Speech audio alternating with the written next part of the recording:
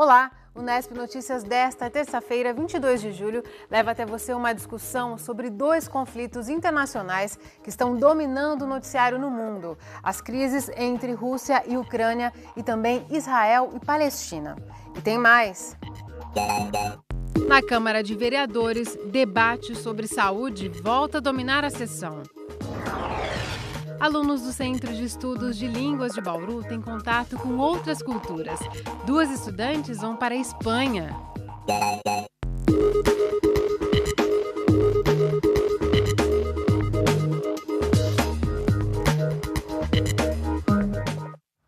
Em mais uma semana, o tema saúde dominou a sessão da Câmara, mas dessa vez com um pequeno avanço.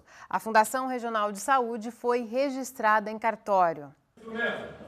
A ausência de médicos aos fins de semana nas unidades de pronto atendimento da cidade, mais uma vez foi alvo de crítica dos vereadores. Você viu aqui no Nesp Notícias que a falta de atendimento causou transtornos à população, que precisou se dirigir ao pronto-socorro central e à UPA da Bela Vista. Ao longo da semana passada, 2 reuniões foram realizadas para levantar possíveis soluções para o problema. Foram discutidas 2 propostas: a redução da jornada de trabalho dos médicos da rede municipal de 20 para 15 horas semanais, para assim aumentar o valor da hora trabalhada e atrair profissionais para os plantões, e a criação da carreira de médico socorrista. Como o município atingiu o teto de contratação, permitido pela Lei de Responsabilidade Fiscal, os médicos teriam que ser contratados pela Fundação Regional de Saúde. E foi justamente o projeto que cria a Fundação o principal ponto de debate na sessão desta segunda-feira. O vereador Fernando Mantovani criticou a demora na votação. Na opinião dele, se a fundação tivesse sido aprovada antes, a atual situação de falta de médicos poderia ser diferente. É um momento de reflexão, principalmente para os parlamentares que usaram uma estratégia de obstruir o projeto, falando uma linguagem mais simples, de deixar esse projeto tramitar muito tempo ou parado no tempo. Eu me lembro da agonia do secretário de saúde, da agonia do prefeito, avisando que um dia faltaria médico e que ele precisava de um instrumento para contratar médico de outro jeito aqui em Bauru. Infelizmente, esse projeto demorou muito tempo para ser aprovado. Projetos dessa envergadura, dessa importância, têm que ser votados com mais rapidez. Roque Ferreira, um dos vereadores contrários à criação da fundação e que chegou a pedir o adiamento da votação para discutir a proposta, rebateu as críticas. Considero que o discurso do vereador Mantovani foi um discurso oportunista. Nós deveríamos ter médicos suficientes para cumprir as escalas de plantão. Agora, como que o município vai enfrentar isso? É de responsabilidade do Poder Executivo, porque é ele que decide o que fazer. E, infelizmente, nesse caso, o Poder Executivo tem sido omisso e subserviente a outros interesses que não são os interesses da maioria da população. Então, eu lamento muito que a tribuna seja usada de forma populista para se impingir a outros responsabilidade que os outros não têm, ainda mais por quem foi omisso em todo o processo de discussão e debate no caso da saúde em Bauru. O projeto que cria a Fundação Regional de Saúde foi aprovado no ano passado, mas a fundação só foi registrada em cartório na última semana. A previsão é que ela comece a funcionar, de fato, em até 60 dias. Mas, para Roque, a fundação não vai solucionar o caos da saúde pública na cidade e ainda pode trazer problemas de gestão no futuro. Vai haver conflitos de interesse. Quem vai pagar a conta dentro desse processo é o próprio usuário. Por enquanto é tudo ficção, por enquanto é tudo imaginação de quem nunca administrou nada, né? Eu acho que esse problema tem que ser criado para daí a gente, com inteligência, com sabedoria, com administração, poder ajudar a solucionar. Esse problema não existe ainda. Eu quero ter esse problema, quero ter sobra de médico e médico conflitando para daí discutir e ajudar a solucionar o problema. E também ontem, na sessão da Câmara, foi aprovado por unanimidade o projeto de lei que torna obrigatória a aprovação por parte dos vereadores de aditivos nos contratos de empresas com o município. O projeto quer acabar com situações como a de empresas que oferecem preços baixos, ganham licitações com valores inviáveis e depois pedem aditivos para poder terminar a obra. Outro problema recente que também envolveu a liberação de aditivos foram os contratos da Prefeitura com a empresa Lacom Engenharia. Eles foram questionados pelos vereadores.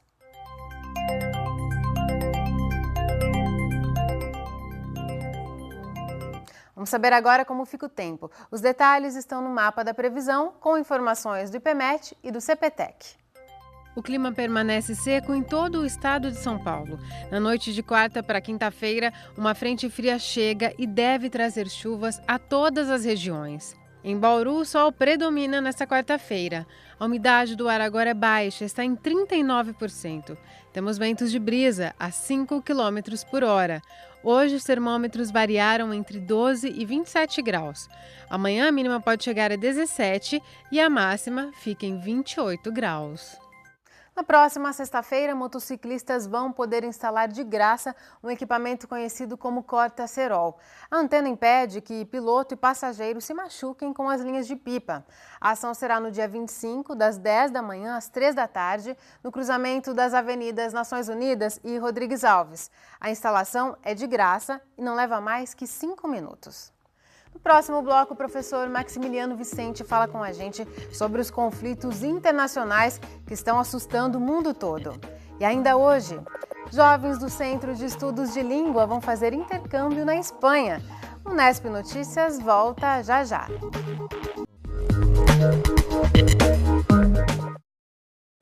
E agora a gente abre espaço aqui no Nesp Notícias para falar de dois assuntos que têm tomado o noticiário internacional nos últimos dias. Um deles é a escalada de violência entre Israel e Palestina, que se intensificou há 2 semanas. Segundo as autoridades, já morreram pouco mais de 600 palestinos e cerca de 30 israelenses. E a gente também vai entender melhor o que se passa entre a Rússia e a Ucrânia, pano de fundo da derrubada do Boeing 777, que caiu e matou 295 pessoas na semana passada. Quem vai nos ajudar a entender o que está em jogo nesses dois conflitos é o historiador Maximiliano Martim Vicente, professor da Unesp aqui em Bauru. Professor Max, como é conhecido, muito obrigada por sua presença aqui no Nesp Notícias. É um prazer, você sabe disso. Max, são dois conflitos complexos. Vamos começar então pelo episódio da derrubada do avião. Pelo menos já há um consenso de que ele foi derrubado, possivelmente por um míssil, né? E numa região de conflitos, uma região ocupada por separatistas pró-Moscou. E os Estados Unidos vêm mobilizando a opinião pública para que a culpa seja da Rússia, né? Que patrocina esses separatistas. Qual o interesse nessa região? O que está em jogo nesse conflito, Max? Bom, inicialmente é bom que se saiba que com o fim da União das Repúblicas Socialistas Soviéticas, se desmembraram territórios que congregam populações com interesses muito antagônicos, culturais, sociais, de religião. E no caso da região que estamos falando, é um típico desses. Temos uma área que é pró-Rússia, a parte oriental, e uma área que é pró-Europa, que é a parte ocidental. Em função desses interesses opostos, o que aconteceu é um desmembramento interno, uma desagregação de forças internas, que ocasionou o conflito de uma forma muito intensa, com apoio dos países da Europa Ocidental e dos Estados Unidos, de um lado, e de outro, a União Soviética, que não quer perder o controle dessa área. Por quê? Basicamente, são dois os pontos importantes que têm que ser levados em consideração. Primeiro, a região da Ucrânia é a região pela qual passam todos os dutos de gás para a distribuição de gás na Europa, da União Soviética. Portanto, quem domina essa área controla praticamente a distribuição total do gás russo na União Europeia. Então, esse é o principal interesse nessa região? É o principal. Interesse econômico. Econômico. O segundo é de domínio político-militar, ou seja, a OTAN tem umas bases muito próximas da Rússia e a Rússia tem uma base muito forte, militarmente falando, na Ucrânia. Então, o controle militar é muito importante, por quê? Porque nós estamos falando de um conflito ou de um possível conflito atômico. Ou seja, dominar esta região implica ter uma presença muito forte no âmbito militar e uma hegemonia muito forte que pode, eventualmente, vir a ameaçar alguns países, no caso concreto da União Europeia. É bom que se saiba que a União Europeia tenta se tornar um bloco hegemônico, para isso vem agregando constantemente países, inclusive a Ucrânia, deveria ser anexada. Mas, por outro lado, a Rússia ela quer também ampliar a fronteira que ela chama da Europa Asiática, que é a região da Crimeia, onde está uma população que é pró-russa, mas que é europeia. É a e houve até um ocidental. referendo, né, Max, recentemente. Exato. E o referendo foi massacrante o resultado, ou seja, todo mundo é a favor da Rússia. Nesta região só se fala russo, os costumes são russos, ou seja, é inconcebível, né, que esse povo viva separado da União Soviética. Mas não foi reconhecido internacionalmente o resultado? Não, né? não, porque enquanto país, esse referendo foi considerado local. Ou seja, se imagina no caso do Brasil, o Estado de São Paulo decretar a separação do Brasil e faz um referendo só no Estado de São Paulo. Não é? Então, é isso que aconteceu lá. Na região se fez, mas não se considerou todo o país. E, obviamente, o país não reconhece essa independência. Max, e por que da derrubada desse avião, um avião com civis, o que ele tem a ver com esse conflito? Por enquanto, nós temos que ficar no campo das hipóteses, não é? Mas as acusações vêm dos dois lados.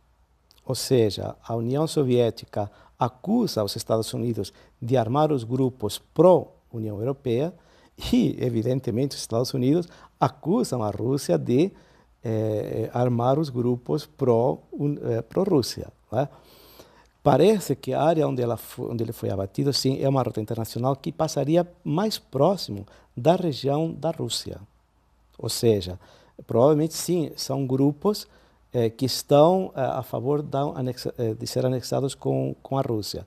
Mas tudo fica no campo das hipóteses. Não tem nada provado. Não tem nada provado. Até porque existe a possibilidade de um satélite poder ter interferido também para a derrubada desse avião, ou seja, interferindo no sistema de navegação. Não é? Então, nós estamos, por enquanto, no campo das hipóteses. O que é de se lamentar é que se faça uso político desse acidente trágico de quase 300 pessoas morrer sem ter nada a ver com a história, não é? Simplesmente passageiros que vão de um lugar para outro e a repercussão que isso está tendo em função de um conflito que seria de fácil solução em teoria. E um outro conflito que a gente vai falar também, que vem causando muitas mortes de inocentes, é o conflito secular entre Israel e Palestina, mas nas 2 últimas semanas foi uma escalada de violência. O que desencadeou essa última ofensiva, Max? Veja, é uma região muito tensa, historicamente falando. Se nós pegarmos a problemática moderna atual, que nós falamos de depois de Cristo, é no século I depois de Cristo que começa o conflito. Né? Ou seja, os romanos expulsaram os judeus, colocaram lá outros povos, e aí a coisa veio, até que na Segunda Guerra Mundial, em função de interesses, se criou o Estado de Israel para atender a impedir o massacre dos judeus, não é? Como uma forma de compensar, mas isso acabou gerando o quê? Um conflito que envolve questões culturais, são 2 povos completamente diferentes, religiosos, 2 povos completamente diferentes, econômicos, são 2 economias completamente diferentes, sociais, há grupos completamente diferentes. Isso ocasiona o quê? Ocasiona que basta que você acenda um fósforo, não é? Para que a gasolina exploda. Ou seja, já tem o combustível. Não é? E o que aparentemente ocasionou foi um ataque a um grupo israelense por parte do Hamas. Explicando, Max, o que é o Hamas? Porque potências ocidentais acusam o Hamas de ser um grupo terrorista. Pois é engraçado, né? É um grupo que já ganhou 2 vezes a eleição, um partido político. É um né? partido político. Um partido político que ganhou 2 vezes a eleição na Palestina, depois do Yasser Arafat, que pertencia a outro segmento. Não é? Então, é um grupo de maioria sunita, árabe sunita, portanto, ele tem uma característica um pouco radical, conservador, mais próximo da religião islâmica fundamentalista, e eles não abrem mão, de forma alguma, de que se devolva o Estado palestino, ou que se crie o Estado palestino. E, para isso, eles não reconhecem Israel enquanto Estado. E, neste momento, eles disputam o domínio daquela região estreita da faixa de Gaza, exato, né? Exato. É uma área importantíssima em termos do que seria o acesso aos países produtores de petróleo.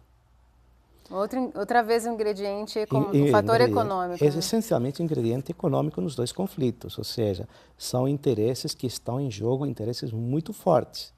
Por quê? porque o canal de Suez, depois que passou para o Egito, ele ficou impedido, controlado pelos países árabes, pelo Egito, e a criação de Israel, de alguma forma, responderia a isso, a uma desconfiança dos países ocidentais em relação aos países árabes. Ou seja, é bom ter lá uma presença militar para eventualmente garantir a exploração, a extração e, de alguma forma, o transporte do petróleo para o mundo ocidental. Então, são interesses econômicos, não há dúvida nenhuma. O que se lamenta com tudo isto, né, é que outros componentes que poderiam ser incentivados, como a diversidade, reconhecer a diversidade, discutir, sentar, respeitar as decisões da ONU, né, que são claríssimas e que ninguém respeita, estão sendo literalmente burlados, tanto por um lado como por outro. Não é? E isto, infelizmente, é o que ocasiona essa forma aguda de conflitos, né, que se tornam violentos e que, na verdade, só fazem o quê? Aprofundar cada vez mais a divisão. Não é? O que daria para ser conversado, como já vinha sendo conversado, agora fica impossível. Por quê? Porque os dois lados se sentem atingidos. Parece que os interesses se tornam inconciliáveis, né? Totalmente nesse cenário. Totalmente inconciliáveis. E digo mais, não são inconciliáveis como, de alguma forma, a curto e a médio prazo, sem pensar numa possibilidade de um diálogo um pouco mais intenso. Não é? Até porque juntando os dois conflitos, nós temos novamente interesses macros envolvidos. Por um lado, há interesses dos BRICS, da União da Rússia, por outro lado, interesses da Europa, dos Estados Unidos. Não é? E aí, quem ceder sabe que automaticamente está abrindo mão de uma hegemonia econômica. Por isso que o conflito se torna inevitável. Tá certo, Max, muito obrigada por esclarecer essas questões aqui no Unesp Notícias. É um prazer. Você sabe que é um prazer mesmo, sempre à disposição. A gente faz mais um rápido intervalo e na sequência você vai ver que alguns alunos do Centro de Estudo de Línguas vão conhecer a Espanha. O Unesp Notícias volta já já. De volta com o Unesp Notícias. E os assinantes da operadora NET aqui em Bauru já podem assistir a programação da TV Unesp pelo canal 18. Então, para você que já nos acompanha, avise seus familiares e amigos que a TV Unesp agora está também na TV a cabo. E a gente quer saber a sua opinião. No dia 1º de agosto, Bauru completa 118 anos. No aniversário da cidade, qual dessas 5 obras você gostaria de ver pronta? A reforma da estação ferroviária, a construção da estação de tratamento de esgoto, a remodelação da Avenida Rodrigues Alves, a reforma do pronto-socorro central ou a finalização do viaduto inacabado? Você pode votar pelo nosso site e também no portal de interatividade para a TV digital. Se você nos assiste pelo canal em HD, vê aí na sua tela um ícone no canto superior. Clique com o controle remoto e participe. Foram prorrogadas até o fim deste mês as inscrições de espetáculos para o 3º Festival de Artes Cênicas de Bauru, o FACE. Os interessados em se apresentar durante o festival devem comparecer à Secretaria Municipal de Cultura até o dia 31 de julho. É preciso entregar a ficha de inscrição preenchida e a proposta do espetáculo. Quem preferir também pode enviar toda essa documentação pelos Correios até o dia 31. A 3ª edição do FACE será realizada de 20 a 26 de outubro. No site da Prefeitura você encontra a ficha de inscrição e outras informações do evento. Leire Bevilacqua para o Unesp Notícias. Agora há pouco a gente falou sobre problemas e conflitos no mundo.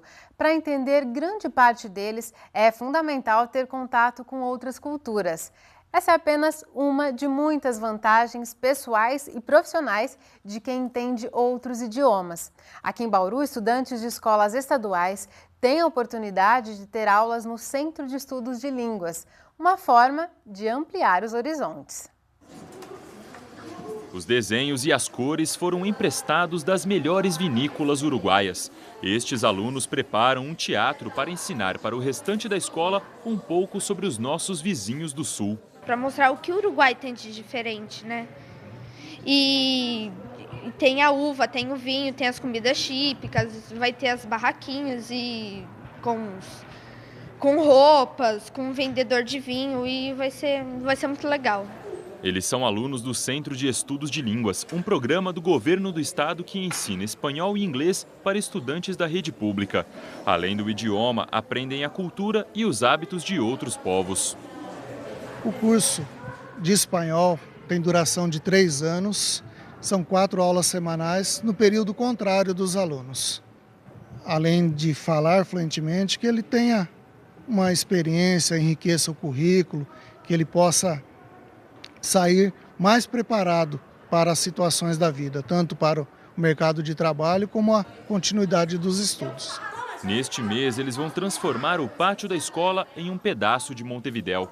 No restaurante, o cliente faz o pedido em espanhol para o garçom. Temos chibito. Do que é feito? É feito por pão, queso, ramon, lechuga, tomate e papas fritas. Na região, são 3 unidades do Centro de Línguas, com 640 matriculados. Em Bauru, fica dentro da Escola Estadual Cristino Cabral. São 4 aulas por semana. Currículo puxado e que faz a diferença no desenvolvimento dos estudantes. O centro, ele enriquece, tá, a questão curricular. Então, o aluno que se interessa pelo Centro de Línguas, ele realmente quer algo a mais, tá? Eles são alunos excelentes, empenhados. Se tem uma dificuldade, você percebe essa mudança. Então, o próprio professor menciona, vale a pena. A chance de aprender mais sobre outros países agora atravessa fronteiras reais. 2 alunas foram selecionadas para um programa de intercâmbio na Espanha. Uma delas é a Letícia, que vai ficar 20 dias com todas as despesas pagas. Fiquei muito feliz. Na princípio eu fiquei bem desconfiada, porque eu não estava esperando, mas daí depois caiu a ficha, foi uma sensação muito boa. Foi incrível. Ela embarca só no fim de novembro. Quer levar para lá curiosidade e voltar com conhecimento na bagagem. Como é que você diria lá na Espanha, em espanhol, que sua viagem está sendo muito bacana? Mi viaje está sendo incrível, está sendo maravilhosa. E o Unesp Notícias termina agora. Você pode rever as reportagens desta edição acessando o nosso site. A gente volta a se encontrar amanhã às 5h30 da tarde, ao vivo. Tchau!